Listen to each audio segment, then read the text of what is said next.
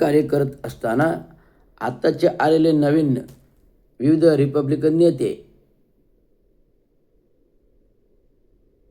ह्याच रवींद्र शिंदेचा गैरफायदा घेऊन अधिकारी असताना ज्यांना कोणाला पाय ठेवायला जागा मिळायची नाही त्या रवींद्र शिंदेने त्यांना बसायला दालन दिलं मोकळं, आणि त्याच माझं दालनाचा गैरफायदा घेऊन माझ्यावर कुरघोडी केली.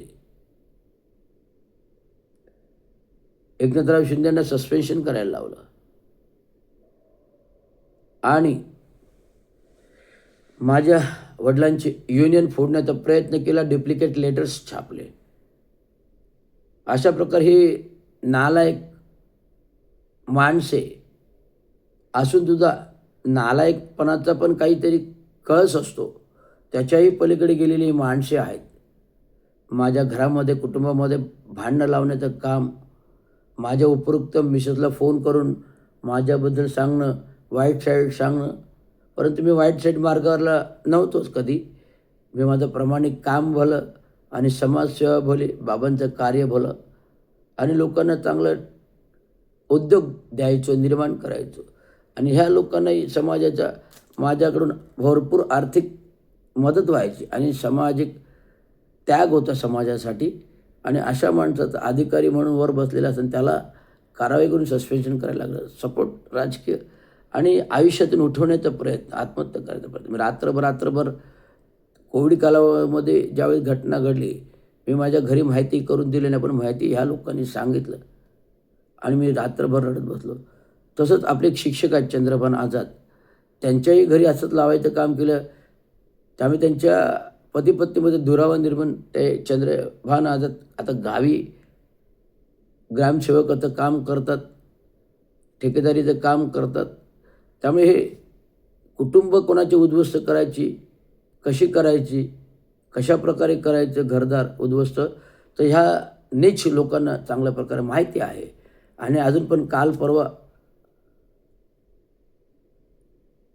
29 तारखेला जो काही प्रकार केला,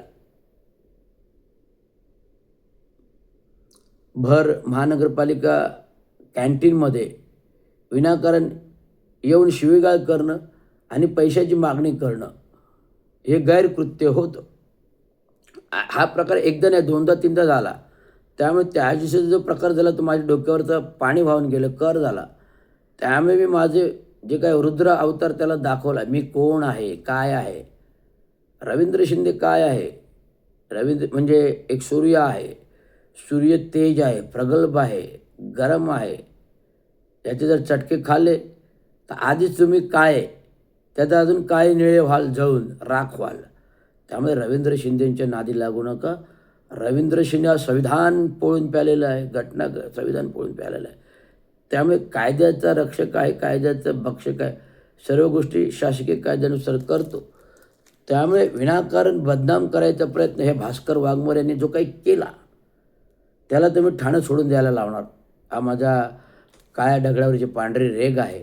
त्याला वाटलं मी काही करू शकत नाही. बघा, मी एक सुसंस्कृत माणूस आहे, सरकारी खात्यात एवढ्या मोठ्या पदावर राहिलेला आहे.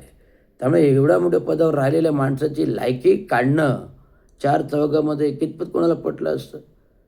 माझी मिसेस नेहमी मला सावध करायचा प्रयत्न करते की अशा लोकांपासून सावध राहा, अशा लोकांपासून सावध राहा, हे तुला बुडवतील, हे तुला बुडवतील, हे तुला बुडवतील.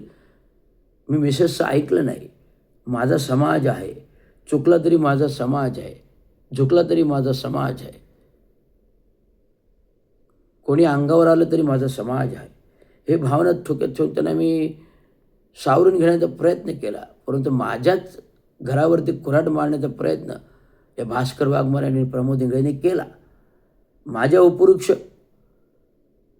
करायचे, दाखवायचे आणि गडकरी इंगळ्यांमध्ये माझ्या युनियन फोडायचा प्रयत्न केला. मला मिलिंद खराडे माझे मित्र, काँग्रेसचे वर्गमित्र, यांनी सांगितलं, रवी या लोकांपासून सावध राहा. एक खेडे पाटील आहेत, हे या लोकांना फितवलं युनियन फोडून काढतील, तोडून काढतील, बाबांचं नाव खराब करतील.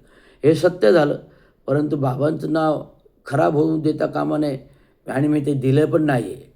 कारण तेवढे प्रगल्भता माझ्यात आहे, संविधान आहे, घटना आहे, बाबांचं कार्य सत्य आहे. त्यामुळे कधी नाही.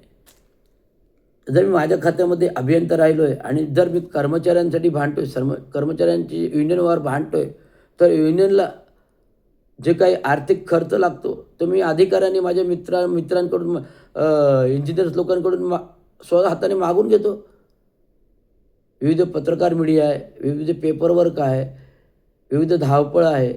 असं काय युनियनच्या आंदोलनाचा मोर्चाचा भाग मी वर्गणी रूपामध्ये माझ्या मित्रांकडून इंजिनियर्स लोकांकडून हक्काने मागून घेतो. तो अधिकार आहे. जर त्यांच्यासाठी मी करतो तर त्यांच्याकडून 1500 वर्गणी घेणं हा माझा अधिकार आहे, ते घेतो. त्यात काही कायबेरे नाही. आणि 1500 घेतल्याने मी माझं फार मोठं घर चालणार आहे असं पण नाही ना. मी ऑलरेडी खाऊन पिऊन सदन आहे. मी अजून खाऊन पिऊन सदन. त्यामुळे जो खरं समाजाचं काम करतो त्याला लोक नेहमी बदनाम करतात, हे सर्वश्रुत आहे. आणि ही लोक बाबासाहेब आंबेडकरांच्या नावाला धब्बा आहेत, गौतम बुद्धांच्या नावाला धब्बा आहेत आणि आंबेडकर जयंतीच्या नावाखाली पैसे खातात गावोगावी खेडेपाड्यातून. आज लोकांचे मला फोन आले, शिंदेसाहेब तुम्ही चांगलं केलं, यांचा वचपा काढला. शिंदेसाहेब तुम्ही चांगलं केलं, यांचा वचपा काढला आणि यांना ठाण्यातून पळती भोई कमी करेल असं नाव रवींद्र शिंदे आहे. त्यामुळे चांगो शिंदेचं खरं कार्य करणारं रक्त आज काम करत आहे. विविध कामगार संघटनांचे प्रश्न सॉल्व करत आहे. कामगारांच्या भरत्या, वारसा हक्क, कामगारांची थकीत देणं, या सर्व गोष्टी अबाधित सेवानिवृत्ती रिटायरपणे प्रभावीपणे केल्या आणि करत आले आणि करत राहणार. आता पुन्हा एक नवीन आंदोलन घेतलं आहे सफाई कामगारांच्या हक्काच्या घराचं. 30 तारखेला मोर्चा ठरवला होता पण प्रशासनाने मान्य केलं. कामगारांच्या घराचा रखडलेला प्रश्न सोडवण्याचा नगराभियंत्यांनी मान्य केलं आणि त्या अनुषंगिक माझं आंदोलन संपवलं. तर हा विजय आहे. आज हा प्रभाव आहे, हा नेतृत्वाचा प्रभाव आहे, चांगो शिंदेंच्या कार्याचा प्रभाव आहे, गौरवचा प्रभाव आहे. त्यामुळे प्रभावीपणे काम करत असताना प्रशासनाला माझी धास्ती वाटते की कुठेतरी रवींद्र शिंदे हा प्रभावशाली आहे, हुशार आहे, अभ्यासाने कायद्याने काम करतो, संविधानाने काम करतो. त्यामुळे कोणाच्या बापाला तर मी काय घाबरणार नाही.